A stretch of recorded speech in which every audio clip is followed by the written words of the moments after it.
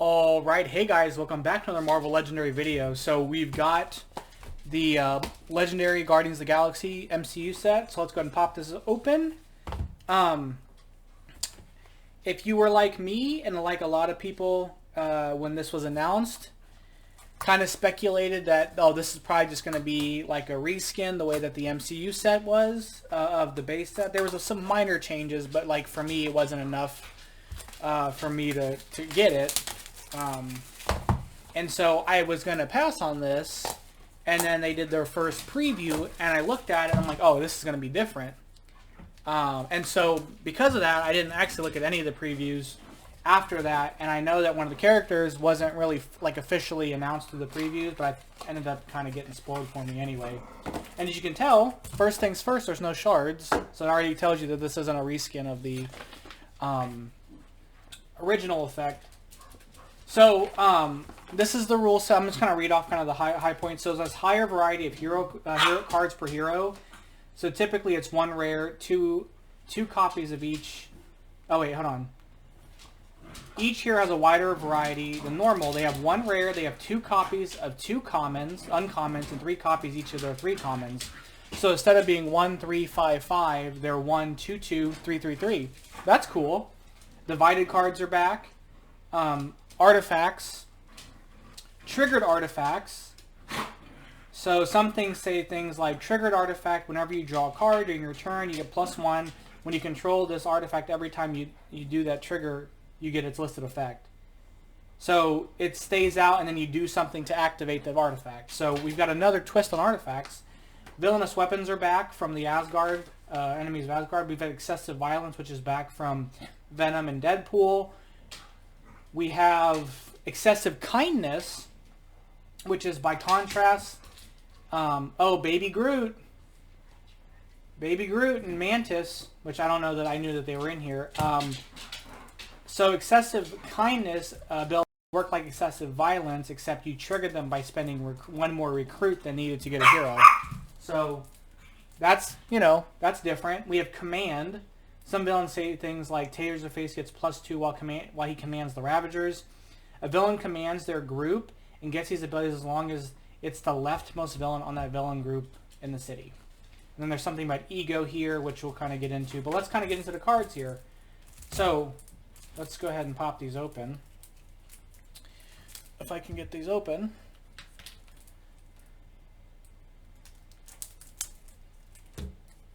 So I know that a lot of people don't like the artwork being like, the movies. That doesn't bother me so much. I'm more of a mechanics and like gameplay person. Like, as long as there is a little sticky thing. As long as the mechanics are fun, I'm not as super caught up on it. I should be able to just peel this. Okay. Alright, so let's kind of start off. We've got schemes. So let's take a look at the schemes here. So we have 4 schemes, and they are all, okay, I think this will stack like this. They're different artworks. So let's take a look at them. So we've got the first scheme. Oh, let's look at the Guardians. So one from Guardians of the Galaxy, which is inescapable I don't remember how to say this. Space prison, 8 twists, add an extra villain group.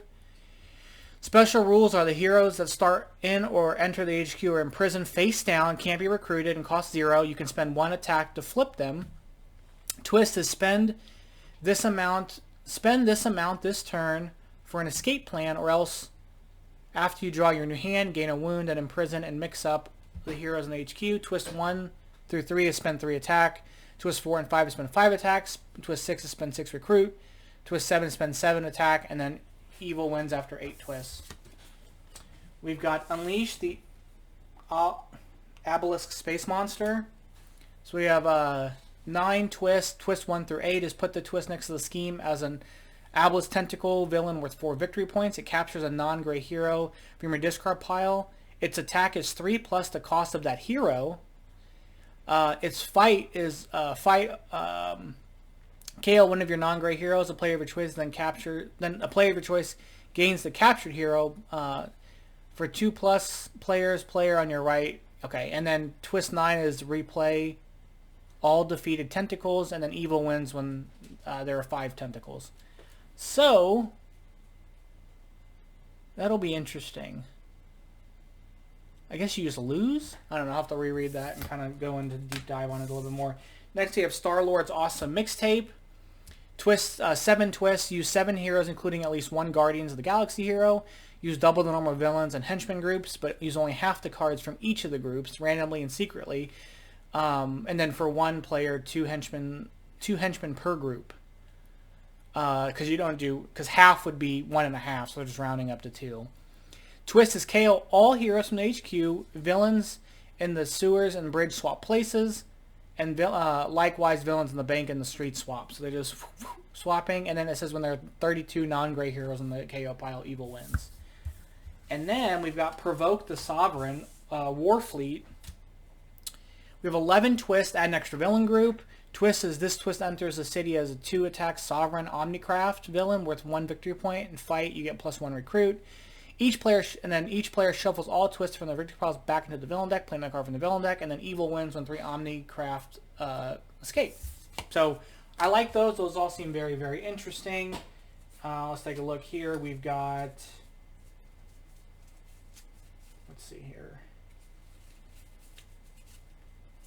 Just trying to get past. So okay. Oh, so Mantis. Okay, cool. So first off, we have Ego is our first Mastermind. So we have Ego. He's 3+ attack. He gets +1 attack for each city space where there are no more city spaces. Oh wait, he gets +1. Okay, hold on. Whoa. Ego gets +1 attack for each city space when there are no more city spaces. Good wins. Okay, that was like really tripping. So he's 8 attack when he comes out. He always leaves any villain group plus add an extra villain group even for 1 player. Okay. Interesting. So even in multiplayer, because for solo you ignore the always leads. In this case, it's just like, bro, you get 2 no matter what. Doesn't matter who they are. Master Deck is creating extra city space on the left side of the city. If there are at least 3 villains in the city, each player gains a wound playing the card from the villain deck. So he actually gets, okay, that's going to be cool. This is going to be fun. I think that's going to be really, really cool. So then our first tactic is going to be, until everything is me, this is rescue 3 bystanders, destroy the leftmost city space. Any villain there escapes, shuffle this tactic back into Ego's tactics. So it seems like to win, I wonder if it's going to have to be destroy the city. We have the next one is cover all the exits. Cover all that exists, sorry. Fight, you can KO one of your heroes, choose a henchman from any victory pile to enter the city, destroy the leftmost city space, any villains that are there escape, shuffle this tactic back into Ego's tactics. We have the expansion is my purpose. You get +1 recruit for each empty city space, destroy the leftmost city space, any villain there escape, shuffle this tactic back into Ego's tactics. And finally, we have I'm a Celestial Sweetheart. When you draw a new hand at the end of this turn, draw 2 extra cards, destroy the leftmost city space, any villain that escapes, shuffle the tactic back into Ego's tactics. That is super cool. Like, conceptually, you have to beat him by destroying the city. That's cool. Oh, well, that'll be a lot of fun, I think. All right, that was the first Mastermind. Mastermind number 2 is going to be Ronin, which looks like he makes a bunch of villainous weapons. So he's 6 attack. He always leads followers of Ronin. His master strike is for each player discards a card at random. Ronin captures this strike as a Neocraft ship villainous weapon that gives +1. When you gain a Neocraft ship, it becomes a triggered artifact that says whenever a master strike is complete, draw a card. So, yeah. We have the first tactic, which is the Cosmorod Warhammer. KO one of your heroes, rescue 2 bystanders. Ronin captures this as a villainous weapon, so it's +6. Holy cow. Whenever you recruit a hero from this HQ, you get +2 recruit. So that's the triggered artifact. The next one's Ancient Kree Armor, which is KO one of your heroes, rescue 2 bystanders. Ronin captures this as a villainous weapon. Whenever you gain your first wound in any turn, you may KO it. That's cool. Next we have the Hood of the Accuser, +4. KO one of your heroes, rescue 2 bystanders. Ronin captures a villainous weapon. Whenever a master strike is complete, you may KO one of your cards. And then finally, you have Ronin's Throne. Same thing. KO one of your heroes, rescue 2 bystanders. Ronin captures this as a villainous weapon. And then whenever a scheme test is complete, draw 2 cards. So that's really cool. Uh-oh. Sorry about that. Okay, there we go. So those seem to be very interesting. You know, I'm all about the differences here. So our first villain group is going to be followers of Ronin. So we have the Orb, which this is what housed the Power Stone. 6 attack, ambush, put all heroes from the HQ on the bottom of the hero deck. It's a triggered artifact. When you fight the Mastermind, take another turn after this one. Don't play a card from the villain deck. At the start of this turn, this ability can only be used once per game. So, makes sense. The Dark Aster Flagship. Villainous weapon, ambush. If a follower of Ronin captures this, each player gains a wound. And then it's a triggered artifact. When you defeat a villain, you get +1 recruit. And then we get Korath's Disruptor Rifle. Ambush, Korath is in the city, captures it. Triggered artifact, whenever you play a card that costs 6 or more, you get 1 attack. Then we have Nebula. She's 4+ attack. She gets +2 while she commands the followers of Ronin. Ambush, Nebula captures the villainous weapon from another villain in the city or captures an artifact from a player's control as a villainous weapon. If it doesn't have the villainous weapon bonus, it gives +2. We have Korath the Pursuer. He gets +2 when he commands followers of Ronin. Ambush, each player draws a card. For each player that did, reveal a card from the villain deck. Play a follower of Ronin card from among the cards you revealed. Put the rest back in any order, and then you fight, do the same effect. So you may draw cards. You don't have to do it. We have Sakaran Mercenaries, which I didn't realize they were Sakaran, which is kind of cool. Sakaran Mercenaries get +2 attack while commanding... Okay, that makes sense. Ambush, if there's another villain commanding the followers of Ronin, each player gains a wound. We have Exelon Attendants. Same with the commanding ability, +2. Ambush, reveal a top card of the villain deck if it's a villain and enters an empty city space. And then finally we have Exelon Monks, which, same deal, gets +2 if it's commanding followers of Ronin, and then you get KO on your heroes when you defeat it. So pretty straightforward there. Alright. Next we have the Ravagers. So first we have Yaka Arrow, which is Yondu's arrow here. Villainous weapon, we're going to ambush. If Yondu is in the city, he captures this. If he is in any player's victory pile, he enters an empty city space and captures this. Triggered artifact, when you play a red or blue hero, you get +1. I believe his cards are... He might have yellow, but I think he's mostly red and blue. So that's kind of a neat play on that. Next we have Ravager Starship. I don't know how to say this. I'm not going to try. Ambush, if a Ravager captures this, that Ravager swaps space with the leftmost Ravager in the city. Triggered artifact, whenever you play a black hero or black card, get +1. We next have Scavenged Blade. Villainous weapon, ambush, play another card from the villain deck, and then when you play a red or blue, or sorry, a green or yellow card, you get +2 attack. If you do, shuffle this into the villain deck. So you kind of get it once. We have Yondu, is our first villain here, 5 attack. He gets +2 when he commands Ravagers. Ambush, swap Yondu with the leftmost Ravager in the city. Fight if Yondu is commanding the Ravagers, KO up to 2 of your heroes, so he'll just come in and then go over immediately. Next we have Taserface. He gets +2 for commanding the Ravagers. Swap him with the leftmost Ravager. If Taserface is commanding, you get +2 recruit. We have Kraglin. Same thing, +2 for commanding the Ravagers. Swap him with the leftmost, so they just continue to do that. If he's commanding the Ravagers, you get +2. You have to draw 2 cards. We have Tolk. Same kind of thing again. He's going to swap to the leftmost spot. He's going to get +2 for commanding. If he was commanding, KO one of your heroes. And then finally we have Geff. And then same deal, if he's commanding the Ravagers, you get to draw a card when you fight him. So they all have that. So that's pretty consistent with their abilities. Alright, so we have heroes. Hero time. So let's look at our first one, which will be Mantis. Which is cool that we have Mantis. So we'll take a look at her. Well, let's see. This is kind of throwing me for a loop for having the different things. So we have Empathetic Bond. This is our first common. 2 recruit. Excessive Kindness. Put a hero you recruit on top of your deck. So that's cool. So 3 of those. we've got the double card as one of our other commons. We have selfless and selfish, so she's with ego. So the Mantis side is draw a card.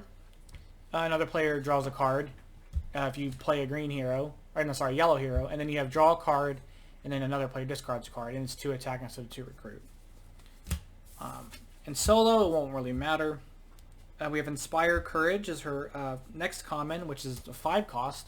Excessive Kindness, get +2 attack. Pretty straightforward there. And then we get Sleep as her first uncommon. Also costs 5. Excessive Kindness, you may KO one of your cards. Her last uncommon is going to be Emotional Wave. Excessive Kindness, you get plus attack equal to the total of all the printed recruit and attack of the hero you recruited this way. That's kind of cool. You get to kind of utilize double, like the, you know, it would actually be cool. Yeah, like you get to utilize like the Venom kind of, I mean, well, I don't know. Anyway, point is you get to do that. And then our rare is Discover the Dead. 2+ attack, Excessive Kindness. You get plus attack equal to the cost of the hero you recruited this way. So that's kind of cool too, because you just get a big boost, obviously. So that's our first hero. Our next one is Rocket and Groot. They've got a lot of split cards, and I think it makes sense just because we end up with, you know, we end up with both of them. So the first one's Baby Groot for Rocket and Groot. Excessive Kindness, rescue a bystander. We get Passion and Compassion, which is our first split card.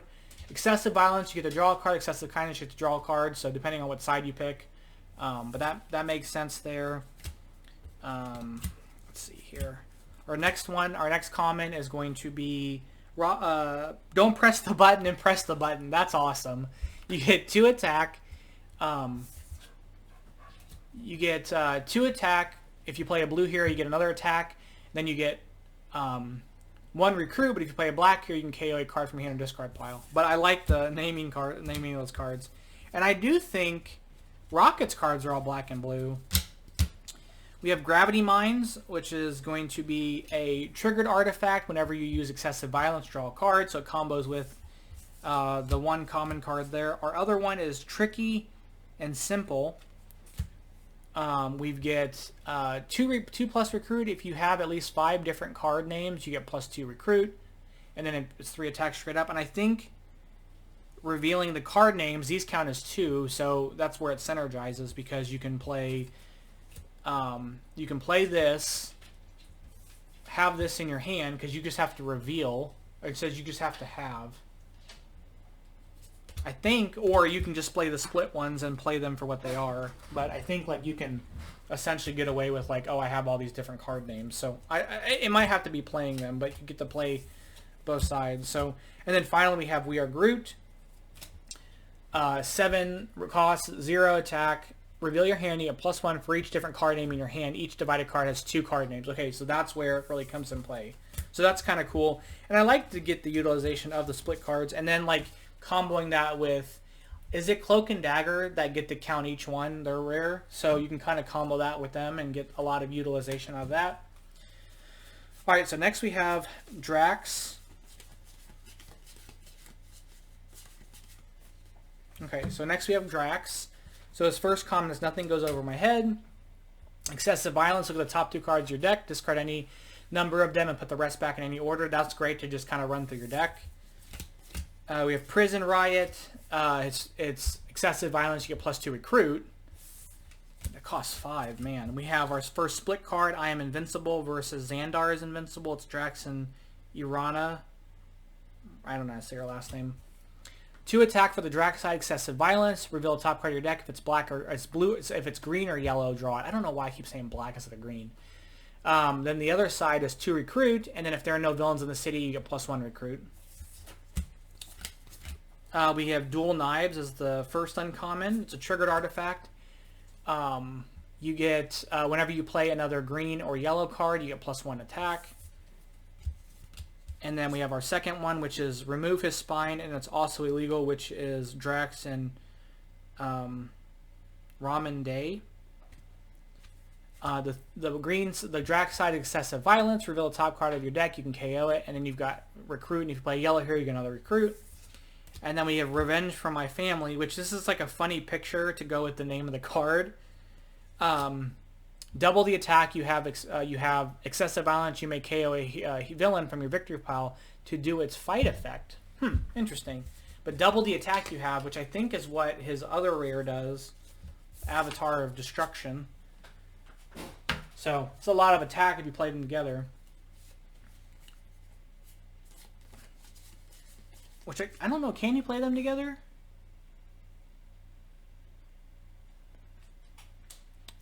I mean, I don't see why not. Next we have Gamora.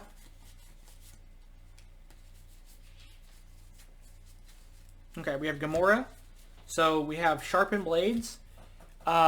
It's 2 recruit if you control an artifact, draw a card. We have Resourceful Fugitive. To play this, you must put a card from your hand on the bottom of your deck, draw 2 cards.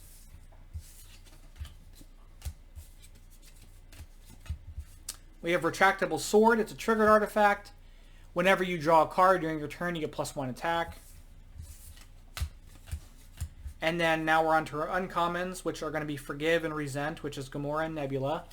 So we have play a red hero, draw a card, it's 1. Play a yellow hero, draw or get +1 attack, and it's 1 attack. So yeah.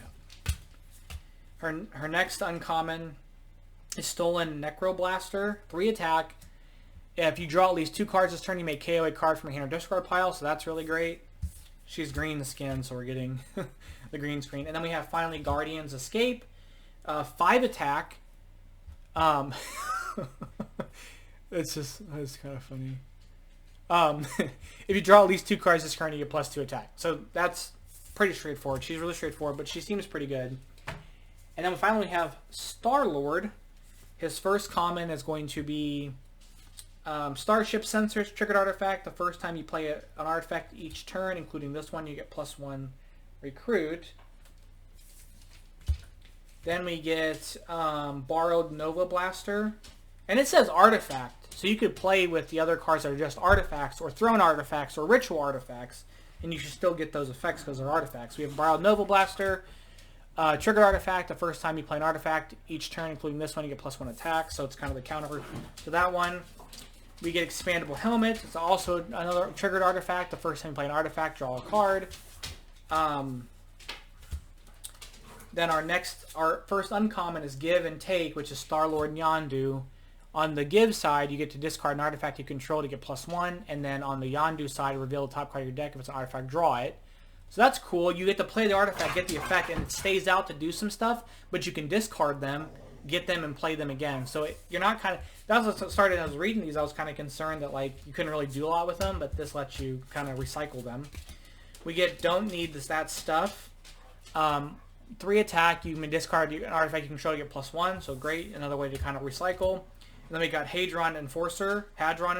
Triggered artifact. The first time you play an artifact each turn, including this one, you get +3. So we got Star-Lord, Gamora, Rocket and Groot, Drax and Mantis. I was excited to see Mantis. I didn't know that we were going to get her, so that's really great. The Rocket and Groot stuff's cool. I'm really excited about these Masterminds, especially the Ego one. I think what's great is that it changes up so much of the gameplay that it's traditional, and this is what keeps Marvel Legendary fresh. So anyway, that is our unboxing, our overview of the new set. Have you guys gotten it yet? Did this change your mind about getting it? I know that I initially was hesitant because it's not the traditional stuff, but it's all new stuff, which is great, and that's what I care about the most. So I should get a playthrough out Friday for this.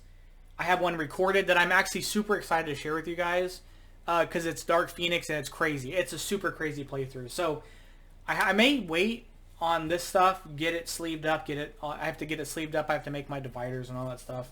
But then, yeah, there may or may not be a playthrough on Friday for Guardians. I may push that to next week. So anyway, that's going to be it. Let me know if you guys have gotten this, what you think of it so far, and what you guys are excited to see. There will be 2 actually playthroughs because I'll get to do almost everything. So we'll have 2 playthroughs, and I'll do those probably. I may cut them for, yeah, we'll see about them. They'll come soon. Anyway, that's going to be it. Thank you guys so much for watching, and I'll catch you guys in the next one. Bye-bye.